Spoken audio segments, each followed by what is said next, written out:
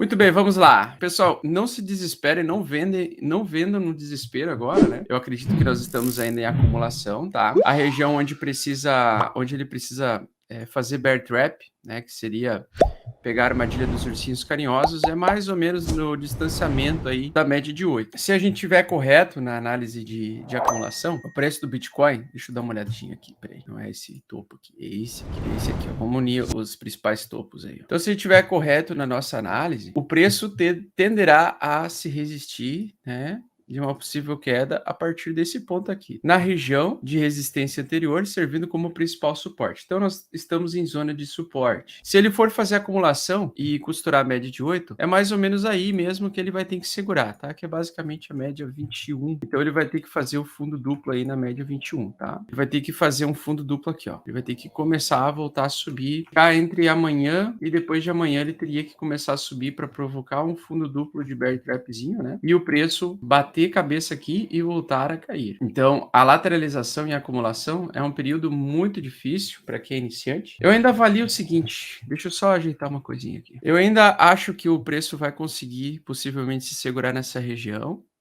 voltar a subir, tá? Com ruídos, né? Obviamente. Tocar nesta região que é a zona dos arrependidos, região do smart money, tá? E aí possivelmente voltar a lateralizar, ameaçar novas quedas em 42 e voltar a subir. Então, a acumulação, ela é exatamente isso, né? Ela é muito difícil, muito ruidosa. Enquanto a média de 21 e a média de 8 ficarem apontando de lado, eu fico com a expectativa de que o mercado consiga se manter lateral, tá?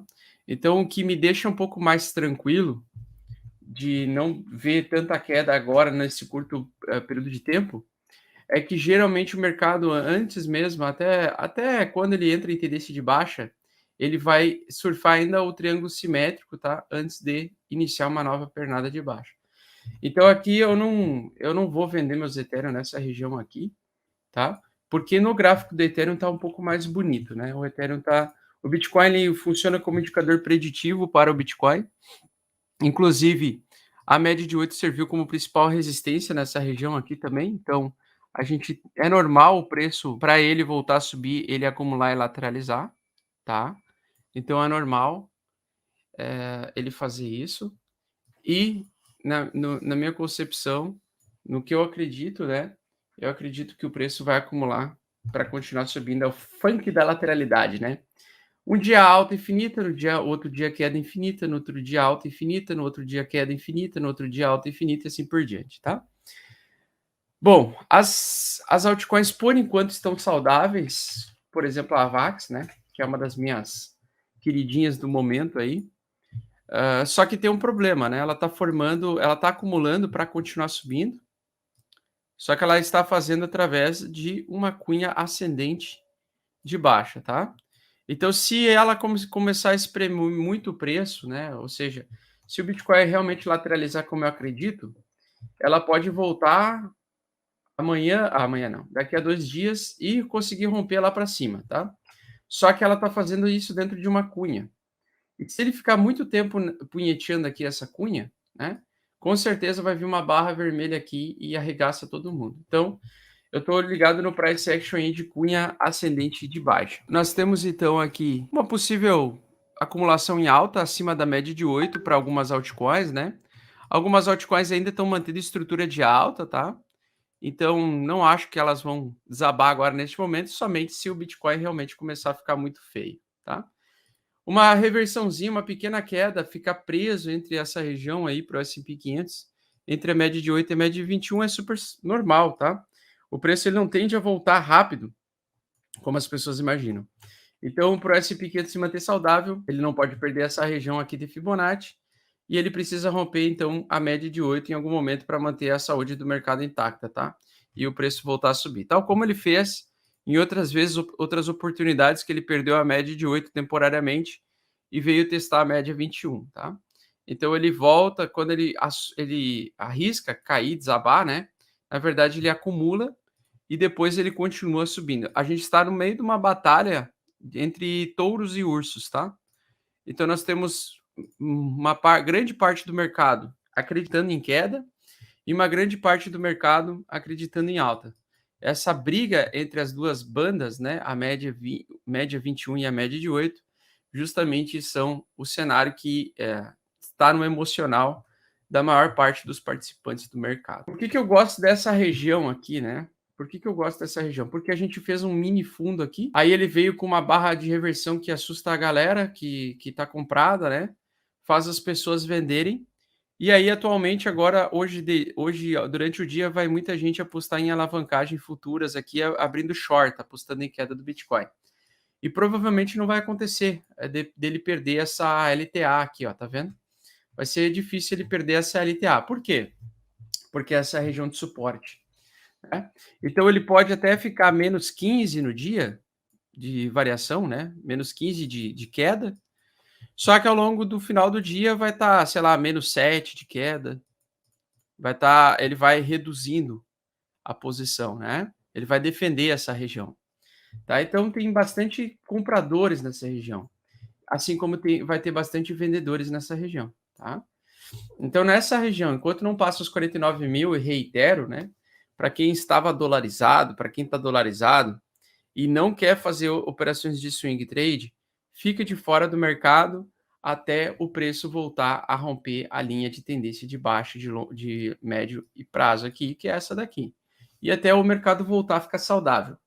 Enquanto você tiver dolarizado, você tem a oportunidade de continuar de fora do mercado, ou você tem a oportunidade de entrar no mercado a qualquer momento. Então você tem a escolha. Quando você está 100% comprado nos ativos e o Bitcoin ameaça essas grandes quedas ou essa lateralidade, né? Você fica com o teu emocional para o saco. Por quê? Porque você fica meio que preso nas operações, né? Se cai muito, você não vai querer realizar prejuízo muito grande. Então, o que acontece? É preferível esperar um setup de position trade. A gente tem essa distância aqui, ó. Eu quero mostrar para vocês exatamente isso aqui. Deixa eu tirar aqui a tendência. Nós estamos numa briga muito ferrenha agora, que vai durar possivelmente até metade de outubro, talvez início de novembro. Como eu já expliquei milhares de vezes para vocês, mantenha a mesma posição de antes. A gente tem isso aqui vai acontecer, tá? Na minha opinião, é basicamente isso aqui que o preço vai fazer, tá? Se ele vai estourar aqui ou se ele vai já estourar a partir desse ponto aqui, a gente não sabe. Aí só Deus sabe. Porque eu sei que a briga vai ser ferrenha, tá? Como é que eu sei que a briga vai ser ferrenha? Eu quero que vocês então coloquem o... Deixa eu tirar aqui. Eu quero que vocês coloquem... Tira a média 21. Esquece a média 21 por enquanto. Coloque só a média 8. Façam então o triângulo simétrico de acumulação aqui final. E traçam uma linha exatamente bem no meio do triângulo simétrico aí, tá? Que é onde está a média de 8. O que é normal, né? O normal é quanto mais se afasta abaixo da média de 8 na acumulação, melhor é o risco-retorno. Então, melhor é o momento de comprar em relação ao risco-retorno, ou seja, quanto mais você compra em suporte majoritário, que foi uma resistência no passado, menos risco você tem, digamos, do mercado continuar caindo. Então, você tem menos risco. Se você começa a comprar aqui, ó, no reteste da LTB, mais risco você tem em relação ao risco-retorno. Por quê? Porque chegando aqui, provavelmente ele vai cair de novo antes de continuar subindo. Tá? Então, quando você quer comprar uma lateralidade num swing trade, por exemplo, aqui nesse presente momento seria compra, né? Aqui seria ponto de compra, seria ponto de venda. O problema é, a galera que é muito emocionada e não entende de tendências, tem que entender que no curtíssimo prazo, né? A tendência é de baixo. E o mercado está tentando empurrar para baixo. As pessoas estão tentando vender mais do que comprar, né? As pessoas forçadamente estão tentando empurrar esse mercado para baixo. Só que ele não vai passar na primeira vez. É difícil ele passar na primeira vez. Ele precisa tentar mais vezes para conseguir romper, sabe? Então, na minha opinião, apesar dessa barra ser meio feia hoje, ela é uma barra de fundo duplo no curto prazo, no curtíssimo prazo, tá? Por quê? Porque o pessoal porque isso aqui é uma zona de arrependidos de compradores. Ou seja, o pessoal que estava bravo comigo ontem, eu me dolarizei, você não avisou? Porque o pessoal que é idiota, que vem aqui e acha que eu sou um grupo de sinal ou um canal que fica passando sinais de compra e venda, e acha que eu não tenho nada além do que fazer da minha vida, a não ser olhar gráfico, a pessoa foi lá me hatear, né. E aí ontem mesmo eu falei: "Ó, possivelmente nós vamos ter uma segunda oportunidade de comprar nessa região", né. Por quê? Porque o mercado, ele geralmente retesta, ele entra na zona dos arrependidos compradores, ou seja, os compradores começam a comprar aqui, porque quem não comprou aqui vai querer comprar aqui de novo, vai querer, ter a oportunidade de novo de comprar barato, e aí o cara enche a patinha aqui, né. Então o mercado ele tende a conseguir se segurar nessa região antes de continuar a tendência de baixa, tá.